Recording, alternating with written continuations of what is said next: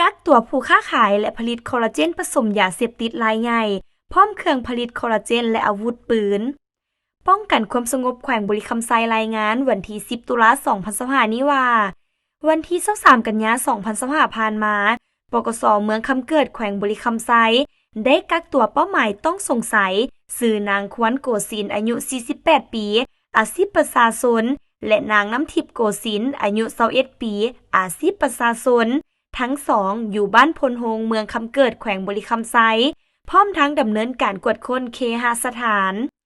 ผ่านการกวดกาพบเห็นของกลางใบกระท่อม10กิโลกรัมยาแก้ไอยี่ห้อทิดซิน 1,047 กล่องเครื่องจักรอัดซองคอลลาเจน2เครื่องบดผสมสารเสพติด3เครื่องกาแฟผสมสารเสพติด29ซองคอลลาเจน139ซอง2เป่าบรรจุใส่คอลลาเจนและกาแฟผสมสารเสพติด43กิโลกรัมปืนสั้น2กระบอกลูกปืนสั้น56ลูกและลูกปืน AK 1ลูกผ่านการสืบสวนสอบสวนพวกเกี่ยวทั้งสองได้สารภาพว่า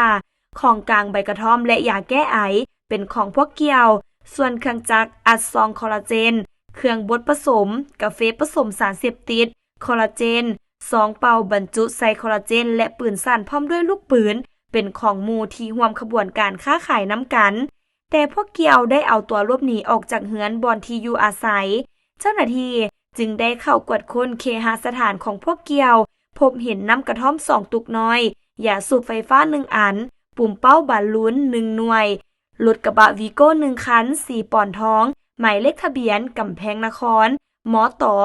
6688จึงได้นำเครื่องของกลางพาหนะที่เกี่ยวข้องมาอายัดไว้อยู่กองบัญชาการปกส.เมืองคำเกิดและเล็งติดตามนำจับตัวพวกที่หลบหนีเก็บกำข้อมูลพิสูจน์หลักฐานเพิ่มเติมแล้วสรุปส่งสำนวนสำเนาให้ภาคส่วนวีซ่าเฉพาะที่เกี่ยวข้องเพื่อส่งดำเนินคดีตามระเบียบกฎหมาย